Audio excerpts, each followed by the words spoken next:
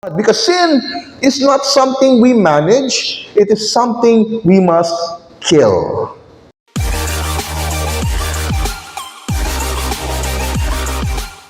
Good morning, church. It is great to be in the house of the Lord. And kita narasabta aron pagpadayag sa atong pagsimba, pagpasalamat sa Ginoo, and for this very moment to just pay attention for what God is going to reveal to us this morning. And our passage is Matthew chapter 5, verse 29 to 30. God's words tells us, if your right eye causes you to sin, gouge it out and throw it away. For it is better that you lose one part of your body than for your whole body to be thrown into hell. And if your right hand causes you to sin, cut it off and throw it away. For it is better that you lose one of the parts of your body than for your whole body to go into hell. Kuyaw kayo ng passage. And for some people in the past, they have made this either into two extremes, mga klaseng extreme. Either they completely ignore it, or they sadly, extremely, literally obeyed it to their detriment. This passage, the fact na nasa sa Word of God is very significant. It is something worth discovering. But before we dig deep, let me just tell you, when I was younger, I never understood nga nung ang mga doktor mo amputate ba, mo putol og limbs. Nga nung sa bata pa ko pang tana, doktor man ka siya.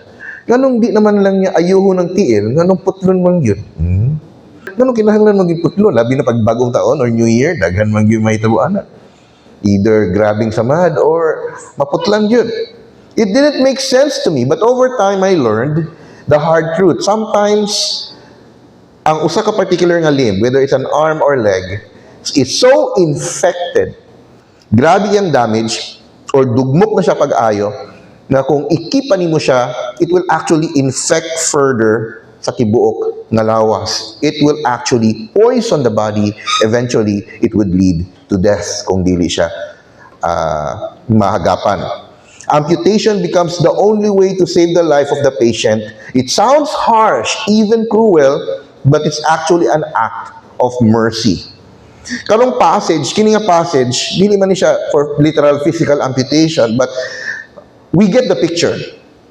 Jesus uses what sounds like a violent imagery. Putlo ng kamot, lugito ng mata, maraglot, kaya paminahon o hunahon ba? At first glance, it feels excessive and disturbing. But just like amputation, Jesus' words, dili man na siya cruelty. It's about saving your life.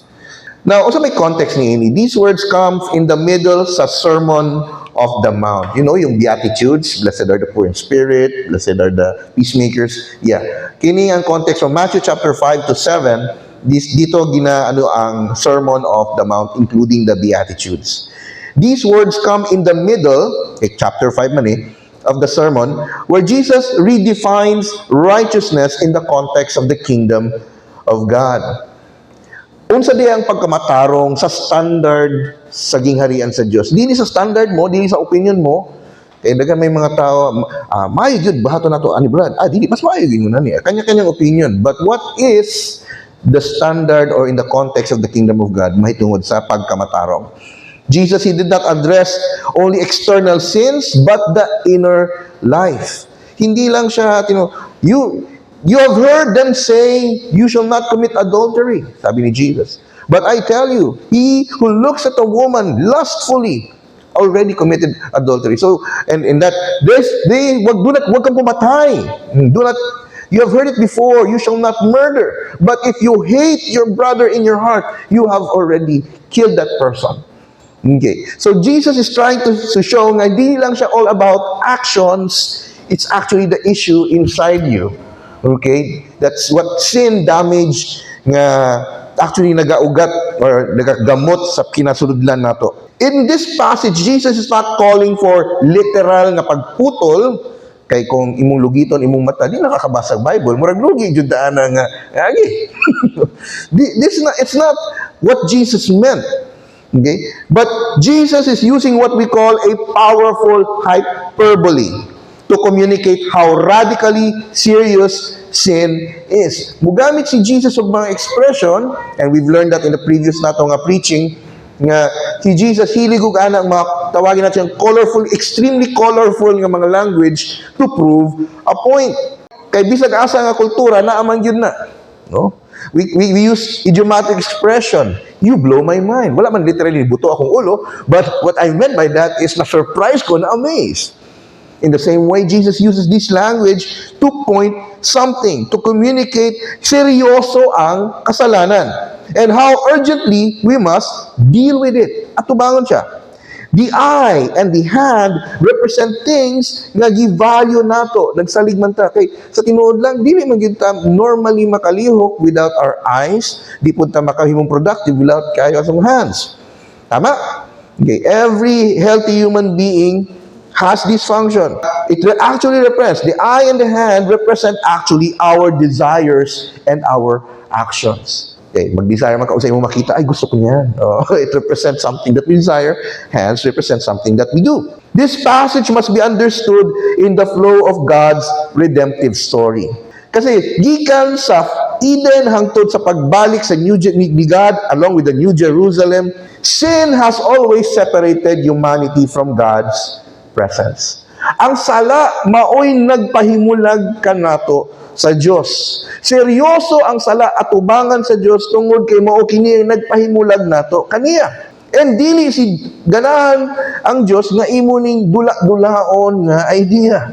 Jesus came, remember, Jesus came not just to forgive sin, but to break its power and call us into a holy life na nag-reflect sa character ni God. All throughout Scripture, dili raman pagpasaylo ang gipreach ni Jesus or ang mensahe sa Bible. There is also a call to righteous holy living. That is true. But that's significant because God designed us for that. God designed us to live righteously. Ang pagpasok ng sala mo ay nibungkag ana nga design. The words used by Lord Jesus sounds violent and extreme, but this actually points to the fact that radical, intentional call to holiness and the seriousness of sin. So, unsa may atong makuha gikan ani nga passage? Nganong putol man gyud ang gigamit nga word? Putol man gyud. Well, that's the idea of disconnection from sin. I'd like to share 3 things regarding ani. With the first one is cut off connections to sinful compromise because the stakes are eternal. Utla ang imong connection sa sala tungod kay it actually ang nakataya dito, all right, is your eternal future. Ang language ni Jesus sa Matthew chapter 5, 29 to 30 is intentionally jarring. Gituyo gyud niya nga shocking para makuha gyud imong attention gyud. He's warning that it's better to lose an eye or a hand than for the whole body to be thrown, quote-unquote, thrown into hell, or the actual Greek word is Gehenna. Gi-emphasize the eternal danger of tolerating sin in our lives. Dili ni siya panghadlok-hadlok. No, may beer no nga. Dili no mo point ana. But it's a loving wake-up call. Pampukaw ba? He is waking you up. And the same way, God is waking you up from your presupposed idea nga, okay lang ni, tao lang ako. Tao lang ako nagkakamali. Pero patuloy kang nabubuhay sa mali, hindi yun yung tama. Hindi yun yung design mo. This isn't fear-mongering. It's a loving wake-up call. Jesus isn't speaking about minor moral tweaks. Gina-point out niya is a kind of deep-cutting repentance. Tinuod nga paginulsol nga nag-reflect a heart that understands sin's seriousness. Seryoso ang sala at tubangan sa Ginoo. But sometimes kita ang mga makasala parang normal lang. Ay, malamang kay makasala gani. Murag normal. But God redeemed us from that. It's no longer normal for the redeemed. From Genesis to Revelation, the Bible shows that sin separates people from the presence of God and leads to death.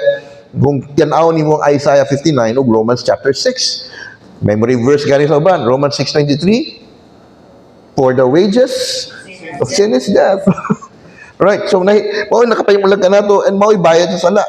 So when Jesus says to tear out our eye or cut off our hand, He's saying that nothing is worth keeping if it keeps you from eternal life.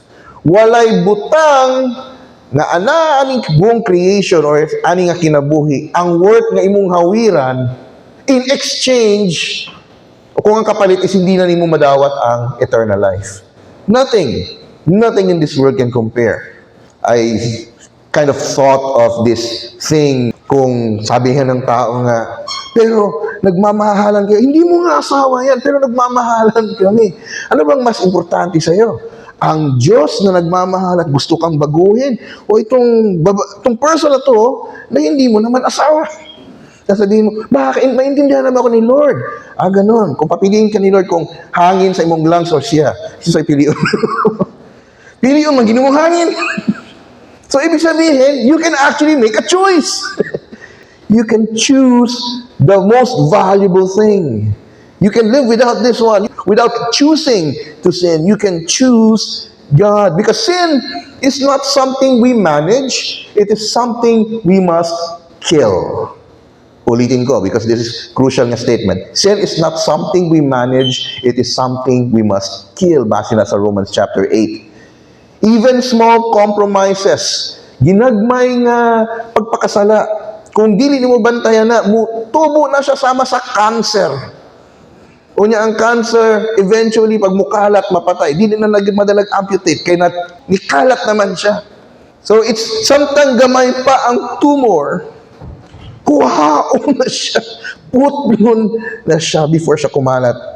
And that's the point of sin, na putulin mo yung connection mo sa sala. Compromise with sin always seems small at first. Gamay ra bitaw ni pastor.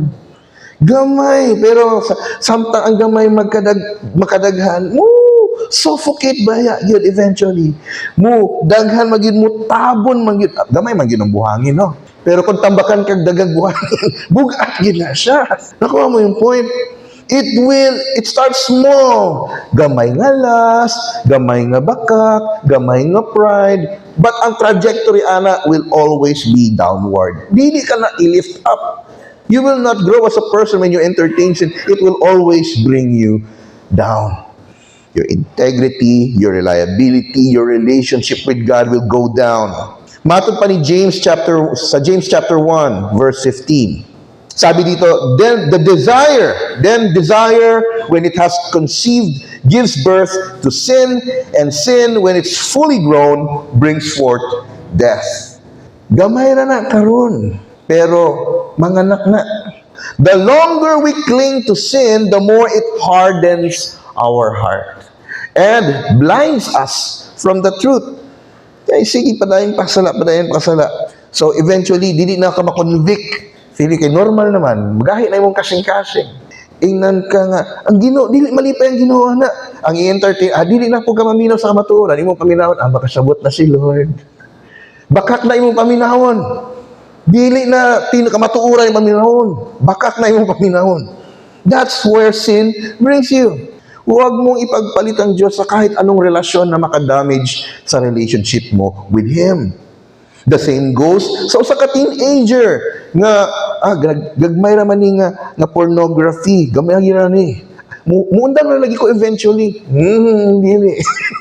It will not. If you don't stop now, hindi ka masatisfy sa isa, you will look for another and another until it becomes an addiction. Ganun ba ang drugs po? Tilaw-tilaw gamay drugs. Pag di wala nang tama, mangita na kag medyo kusog-kusog ang tama. And eventually, damage na ka. That's how sin works. Gagmay pa na sa sinugdanan, pero kung di mo siya undangan karon, tingala ka, nganong dako naman gayon ni? Ikaw ra baya nagpatubuan na. Eternal life in God's presence is worth any sacrifice. Jesus is calling us nga magkinabuhi diha sa kahayag sa eternidad. To take the long view. Parang ano lang yan parang dieting ba? Pag ang ideal nimo nga lawas mao kini. Syempre, tapos ikaw medyo hindi ganoon ang lawas mo. Marami kang isa-sacrifice, siguro diet, switch, tamang tulog. Pero masarap matulog, pero masarap ang But because you envision that eventually you'll reach that kind of image, you will do the sacrifice. Ngayon, you want your faith and your relationship with God grow deeper, sweeter, o ka na ma-experience yun mo siya kung kinsa gyud siya sa imong kinabuhi, then hindi ka pwede magbaon ng kasalanan. Hindi ka pwedeng magtilaw-tilaw, if you're going for this goal, a real experience with God. Hindi pwede yun. God's presence is work and His sacrifice. Jesus is calling us to live in the light. Dili ta magpaatik for short-term pleasure that lead to long-term ruin. If Jesus gave us His life to save us, anak ng mga sala, ug gikan sa anang sala ug kamatayon, we must not casually flirt with the very things nga gipakamatyan ni Jesus for us. Usay rason namatay si Jesus for us para luwason ta sa sala. Anong ibalik naman pag anang lapog dula-dulaan pag mo? Parang baboy ba? Hinugasan mo, niliguan mo, gipamutan ng mong baboy, bumalik yung baboy sa puti. Hindi ka na sana ganun. You have a new nature in Christ. Para ka ng pusa. Ang pusa, ang different ang nature niya. Kay mahugawan ng iring gamay, makaware siya ng hugaw, iya dayong, tinaan, clean herself. Linisin niya agad. That's the nature of a cat. Hindi na tayo baboy. Di ba po ganahan ang tawagan, no? Kababoy ba ni mo? Di ba ganahan ang nga statement? We have a new nature, and that's nature na gihatag sa ato ni Christ through His Spirit. We are children of God, and sin has no place sa ato ang kinabuhi. The kingdom of God is for those who treasure God more than the fleeting pleasures of sin. Matod pa ni John Owen, be killing sin, or it will be killing you. Okay, Old English nga pastor and theologian na siya, mga panahon ni King James, so ingon na ang pagka-accent. Be killing sin, or it will be killing you. Patya ng sala, or else ikaw ang patyunana. The second thing that I would like to point out through the passage, nga nung putol-putol ang emphasis ni Jesus, he actually meant cut off connection to sinful compromise by the Spirit's power, not your own. At first glance, kanang cut off your hand, gouge your eyes kung magdalasin mo kasala. Parang ang tunog niya is parang, kailangan mo ng willpower, kailangan ng kagulingong kusog. No, that's not actually the point ni Jesus. Akala mo lang, fix yourself or else, na hulgaon ka. But kung basahon mo kinatibuk ang mensahe sa Biblia, we see Jesus never calls us to battle sin alone. Hindi tayo inutusan ng Diyos na, labanan mo kasalanan, pero ikaw lang mag-isa, ha? Go, go, go. He never told us to battle sin alone. The law, yung iyang mga balaod, nagapadayag, nakitagyod, nakasala o nakabuak o nakabreak sa iyang commandments. But it's only the Spirit of God empowers us to overcome sin. Pinaagi lang sa balang Espiritu na maka-overcome pagsala. The heart transformation nga gi-promise ni God sa Ezekiel becomes a reality diha kang Christ. The Spirit not only gives us a new heart but also causes us to walk His ways. Sabi sa Ezekiel kasi, I will give you a new heart and a new spirit, and I will teach you my ways. Okay?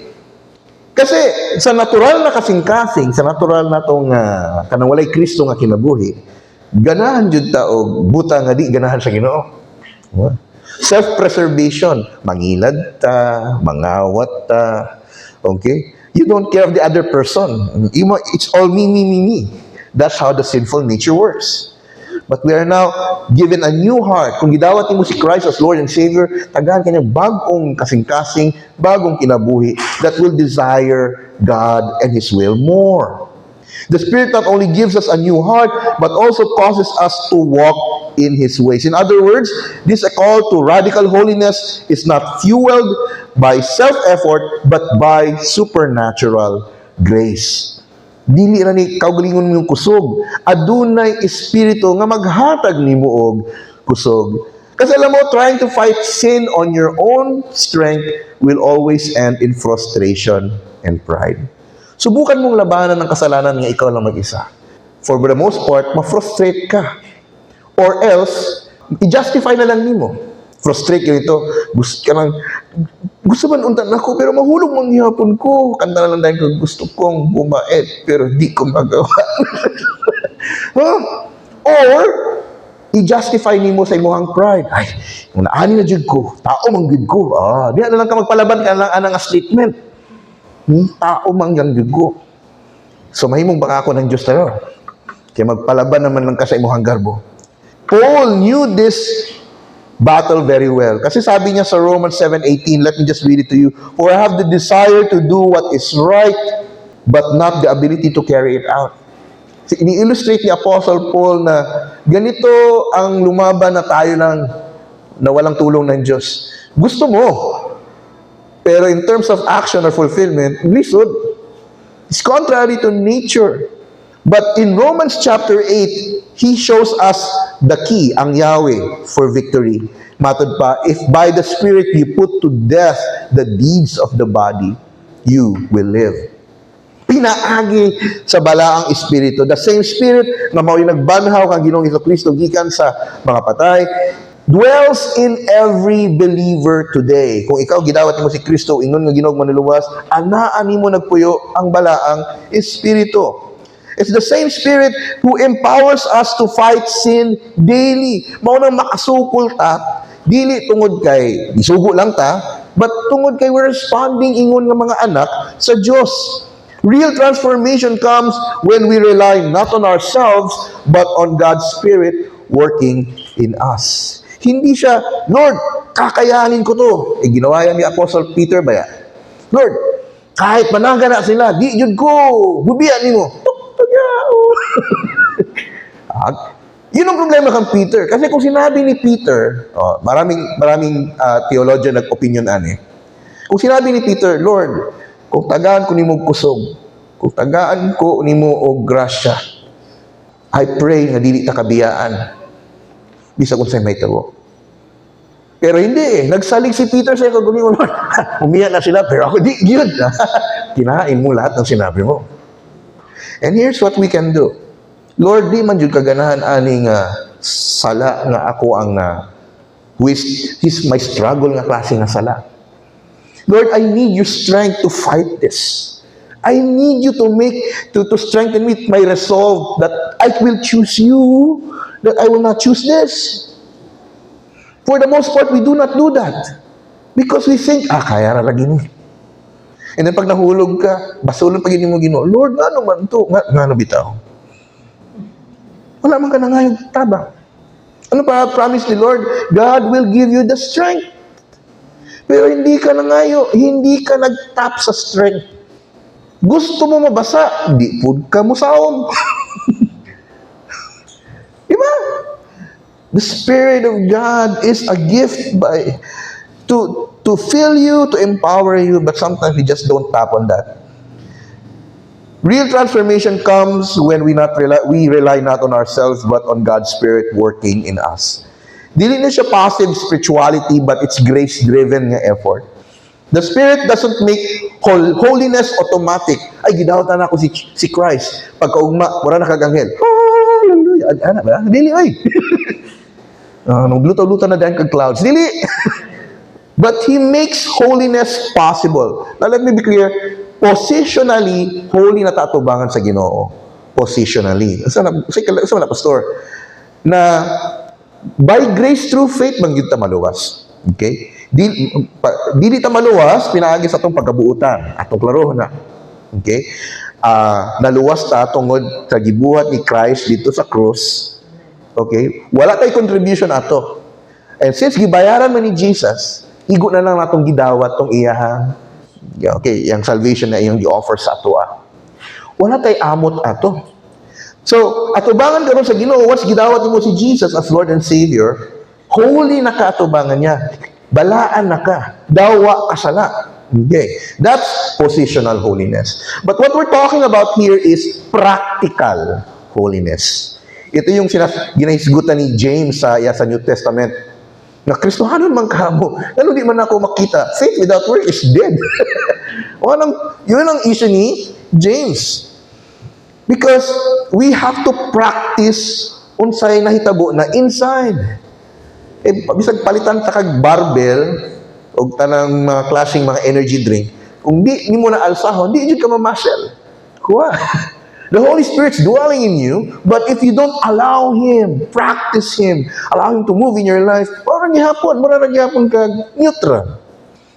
You want to be effective as a Christian? You have to be more reliant sa Holy Spirit. Positionally, we are secure, but practically, we are to grow in holiness. We must still make radical decisions, cutting off habits, boundaries. Gusto mong maging maayo nga estudyante, bawas-bawasan mo yung distraction. Ano ba mga distraction ng estudyante, for example? ML, TikTok. Masama ba mag-ML, TikTok? Hindi naman. Makarelease man po siya stress, tama. Hindi ako pastor na mo yung sabi, that is bad, that is sinful. Di ko yung But I will tell you, kung inuubos niya ng oras mo, then you're not being a steward of God's word, of your time. Binigyan ka ng oras ng Diyos, inubos mo dyan, kasalanan ka pa, sala pa rin.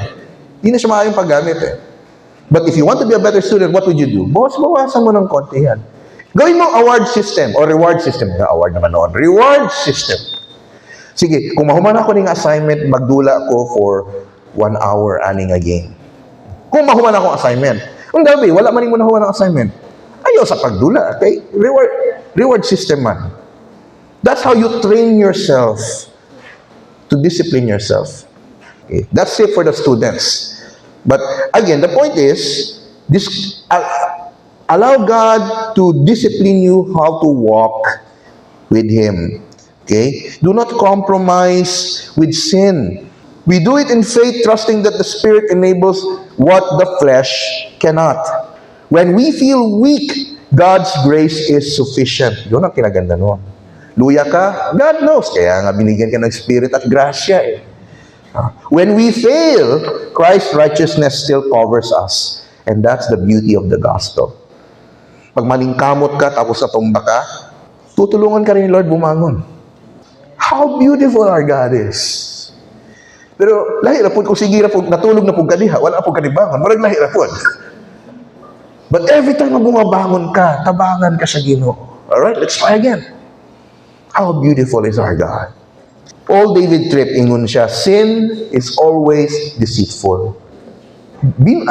Bakak lagi kayo ng sala lagi. You won't defeat it by logic or strength, but by surrendering daily to the grace and power of the Spirit. Dili man na madala og pangatarungan. Dili na madala og kaguli mong kusog, madala ra gyud na ma-overcome ra gyud na pinaagi sa daily surrender nimo sa Espiritu sa Ginoo. And finally, nganong nakaingon man gyud si Lord Jesus og putol, ang sayang gusto mahitabo, well, God wants us to cut off connection to sinful compromise, to fully live as God's kingdom citizen. Tungod kay redeemed naman ka nga person, giluwas naman kanya, gilawat naman kanimo si Kristo, giluwas naman kanya, di, magkinabuhi ta as we are identified with. We identify naman ta mga ingon ng mga anak sa Diyos, di naman ta anak sa yawa. We are going to live as children of God, kingdom citizens. Jesus is not warning us about unsaray atong likayan, but He is calling us into a new identity. In the Sermon on the Mount, kung saan natin nabasa itong passage, He is forming a people who reflect the values of the kingdom of heaven. Cutting off sin is not just about avoiding hell, it's about walking in the new life Christ offers. Kumbaga, kung walaon na ako ni siya, unsa man akong alternative. Okay. Walaon nimo sala because kini nga klase nga kinabuhi akong i-offer nimo yung ingon si Jesus. Kasi marami tayong mga ganyan, ano? Gustong walain pero walang alternative. Gusto mo siyang tumigil ana, pero wag mo ka maihatag nga alternative. But in God's side, God wants you to stop living in sin, being damaged by sin, because He wants you to fully enjoy what it means to live in Christ. Diha kang Kristo. If we truly belong to the kingdom, our lives will be marked by growing desire for purity, truth, and obedience. kung anak yun ka sa Ginoo, panganduyon yun nimo nga magkinabuhi alang sa, nga ikalipay ba sa Dios ba? And dili siya question mark may tungod sa obedience.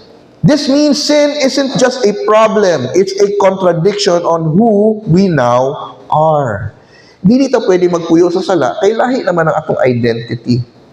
Kung Amerikano ka, so dapat ang balaod ni imong tumanon o imong culture, Amerikano pod.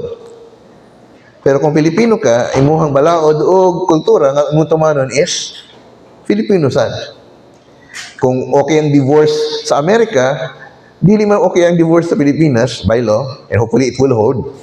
So, bisag kag dili mo nagminyo, muadto mo Amerika, I don't think that will apply by law. It will not. Pag-uli mo sa Pilipinas, ingon ang daod, no. That law, your divorce on the other nation does not apply. My point, dili na ka makasasala ra. Okay? Ikaw, giluwas na sa Ginoo, gibutang sa Ginoo, gitagaan niya bagong kinabuhi. Now, live that life. Ikinabuhi ning bagong kinabuhi na gihatag niya. New life is not abstract. It affects our daily choices. A believer who once found identity sa sexual immorality, for example, or material greed, now should find satisfaction or find freedom in contentment and purity. A follower of Jesus, kaya ng isang follower ni Jesus na muhawa sa trabaho nga dakog ginansya. Pero dadon pug ka sa pagpakasala.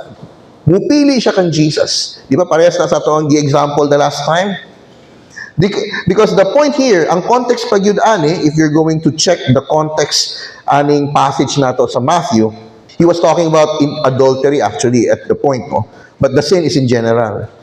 So, the example I usually give with this, in line with the context is, kung ikaw, nagningkamot ka, nag-build ka business, or nakipartner ka sa usa ka partner, nagbidako inyong business, and then naging successful, naging fruitful, CEO na ka, pero naapod ang imuhang sa board of director, nag-hire sila og grabe ka talented, effective po nga co-worker or secretary nimo. Pero kining secretary nakaangay nimo. Minyo kang tao pero nakaangay nimo. You have a choice. Either magpadayon ka diha puyo nga matintal ka, or mo either magpa-reassign ka or muhawa na lang jud ka. It seems, it's hurting. Hala, sayang ang trabaho. Hala, sayang yung kikitain mo dahil sasabihin ng mga kaibigan mong walay Kristo, di pa ka ana, dato na ka, na pa kay side chick. Wala man itong mga Kristo itong mga tawahan. Ano tumanon mo po mo? Pero sa normal mo, sayang man itong kwarta. And that's what Jesus meant, nga para kang giibtanog, gitantangan mo. Because yun ana siya ka-valuable untaan mo. But if it comes to the point na if you have to give it up para lang di ka kasala, you have to choose God. Sakit? Oh, para kang pinutulan ng kamay. Sakit yun na. And that's the point of you are kay God na already. Dili na ka makig-flirt sa sala.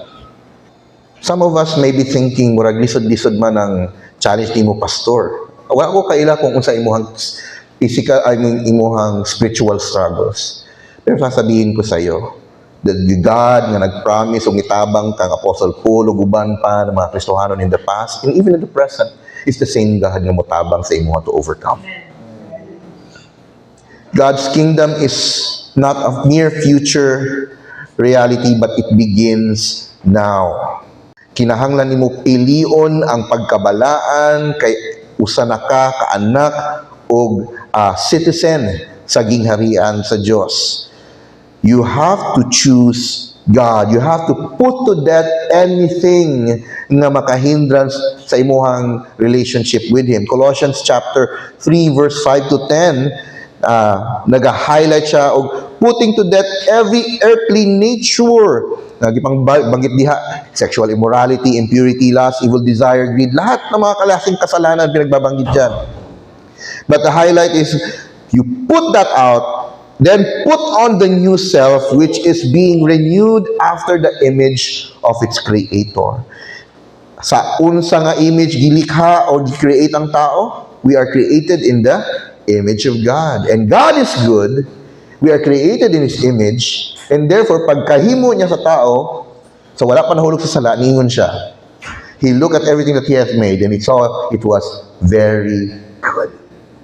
And yun ang gustong ibalik ni God sa atin. Na since sala ang mao nagpalayo ka nato karon nga gibalik na Kristo, dili na nato tugutan nga mo influence pa ang sala to separate us again from God, because we are designed to be good. We are designed to enjoy God in Christ. God's kingdom is not mere future reality, it begins now. The kingdom citizens are called to live as set apart sama sa pag-set apart sa Israel sa ubang mga nation sa palibot. Now, kita ingon nga mga miyembro sa iyang lawas, the body of Christ, we are set apart for Him. That's the beauty of the gospel holiness. Wala tananing kamot para higugmaon sa Dios. Musukol pagsala tungod kay gihigugma nata sa Dios. Hello? Wala tananing kamot mahimong balaan para higugmaon sa Dios. Pero musukol tagsala maningkamot ta og righteousness tungod kay gihigugma nata sa Dios. Yun yung kinaganda noon. The more we let go of sinful compromise, the more we walk in joy, power, and clarity of life as God's redeemed people. Matod pa ni Tim Keller, if Jesus is King, then every part of your life must come under His rule, ilalom sa iyang paghari. There's no room for secret loyalties to sin. Kung sakop ka kang Kristo, pasakop ka nan. Walay mga side or secret loyalties. Makita nato ani nga mensahe nga kitang mga tao, kung wala pa tay Kristo, resistant gyud ta. Resistant gyud ta nga mo-obey, resistant ta nga musubay sa Ginoo. But we can definitely say God is radically holy and committed sa atong transformation. Since gihigugma man kanya, giluwas man kanya, goal ni God na i-transform pud kanya pareha sa iyang image. Because He loves you. Ayog to, ana, love me as I am. Samok na. Nubirang kanta yan. Love me as I am, take me as I am. God loves you so much. He will not let you stay as you are. He will transform you to become the person that you ought to be, designed in His image. The gospel shows us that Jesus didn't just talk about cutting sin, gipakamat yan jud niya para lang mahilayoan. So igsoon, in conclusion, don't tolerate what Jesus died to free you from. If sin has space in your life, dili na siya angay i-manage, angay na siya putlon. Not out of fear, but out of atong love diha sa atong Ginoo, nga gihatag niyang tanan para lang kita maluwas. The cost of following Christ may feel great, murag dako-dako, murag lisod-lisod, but the cost of ignoring Him is far greater. Kung di nimo paminawon kina nga mensahe karon, mas dako ang kalaglagan maghulat kanimo. But if you respond to this loving warning, ma-enjoy nimo siya fully as He intends you today. I'm gonna leave you with this quote from John Stott as a closing statement. Ingon siya, to follow Christ is to renounce sin. There can be no compromise. It is to deny self and to take up our cross daily.